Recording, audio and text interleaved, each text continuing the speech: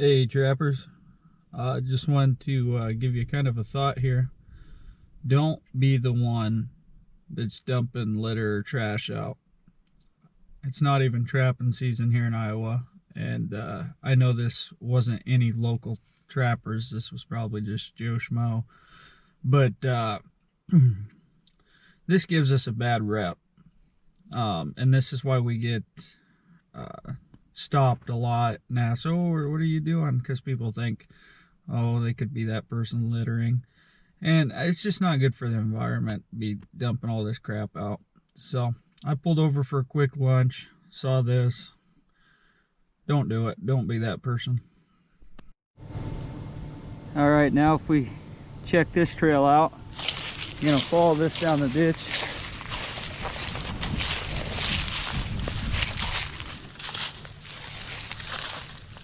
And you see right there where that branch connects, I've got a 220 pre-staked right next to that. See, that's a pinch point, and that's what you're looking for with these 220s, is a nice little pinch point that's tucked in.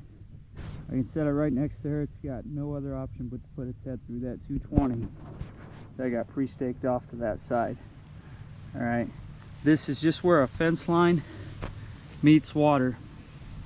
That's what you're looking for, stuff like that. Little tip, trappers, for the day is, see these two setters.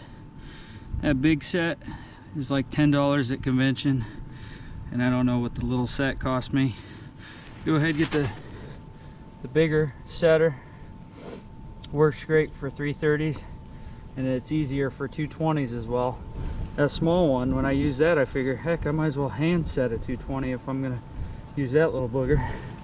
Just a little tip, might make it a little easier for you trying to get them safety set. Also, now they got that one that latches, so that's kind of nice. It's a new one out. Anyways, here's a trail. You follow it down, and again, you're looking for those pinch points. Right where it eclipses that ridge, there's some grass there. Got it pre-staked right there.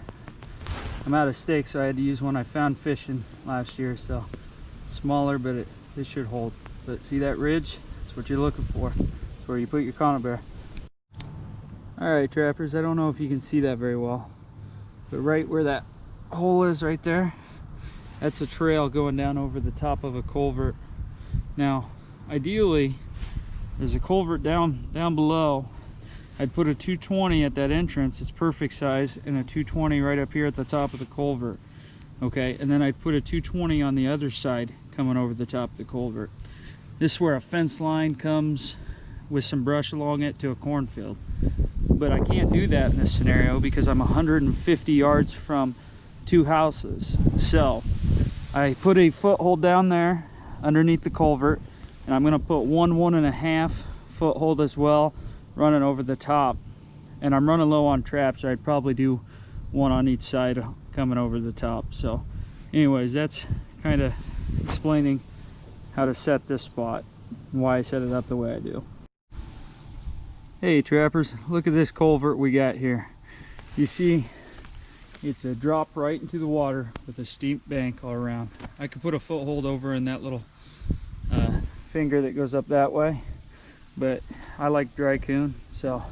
And there's no trail over the top. There's just the, well, I guess there's the faintest trail over the top of this. Almost everything encourages this culvert. Okay, so I looked over here, and the trails aren't defined because this is just beat down right here. But if you can see closely, there's coon scat all the way along here, and then you see what's going on. They got a little double tunnel up by the fence, one on each way. Okay, so anyways, here's where I pre-staked my trap. Okay, and I'll set blindly right where these two kind of meet, where they've been coming up both sides. Okay, so there's that one trail here, and you go over here, and even though I didn't set down there at the water by that down there, the trail comes up underneath. I can't show you where it comes, but it comes up underneath, and you can see it right here. Okay, see that trail? More coon scat right here. Okay, and this is a narrow little spot before there's a dip over there. Okay, you can see more there. Okay, and then it goes up right there to that tunnel. Okay, so I'll have a 1.5 on each side coming out of this culvert. And there's the culvert one more time. And that way I got dry coon or whatever's coming up either way. And here's my trap pre-staked. Alright guys, there's that one. Hey trappers, every culvert's gonna test your knowledge a little bit. This one, fortunately, was pretty easy to see. Alright, first off, see this up on top of the culvert? It's got a trail going up the top. Right there you'll see my trap pre-staked. 1.5. There's a little shelf right there. So one going over the top. Then you look at this culvert, you'd set right there, right? Well, it's kind of narrow and all the trails go one way side to side. If you follow it over here, you'll see I'm pre-staked right here, but you'll see where they go in, right? I'll set this right about here, put a little cover over it, catch almost anything going through there. You're probably asking yourself, why isn't he putting a 220 here? Well, again, it comes down to simplicity. I'm within 200 yards of residence, so I'm running footholds. I saw a couple dogs a ways down the road. Not too worried, they're big dogs, and these are 1.5s.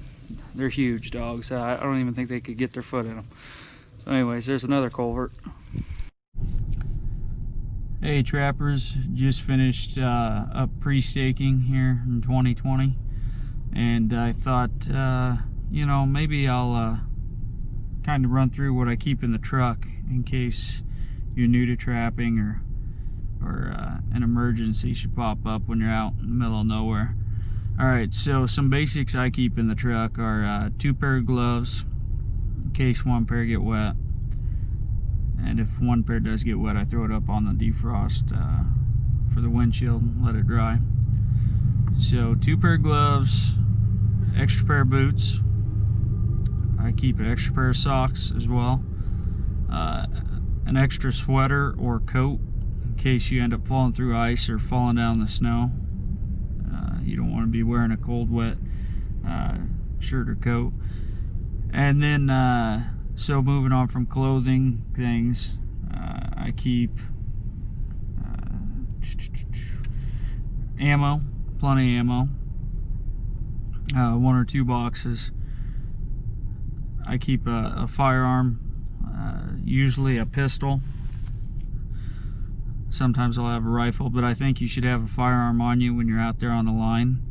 Main reason for that is you just never know who you're going to come up on. I always keep a loaded pistol on me. Couple lighters. Okay, I keep a couple lighters in the truck and hand warmers in case you do fall through ice or something. I also keep a phone charger. You want a phone charger for your vehicle. That way, if you're out in the middle of nowhere, it never fails. Your phone's going to die. And if you have a phone charger, you're going to be sitting off a lot better than if you didn't. So don't want to forget snacks too. You want to keep a bunch of snacks in your vehicle and a case of water. All right, that way you got all the essentials. You break down, have any issue.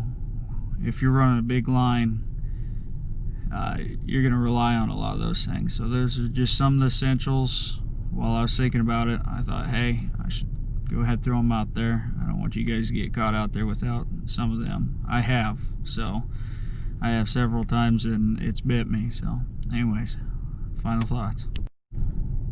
Also guys, I forgot to mention you want to keep a flashlight or spotlight in your truck.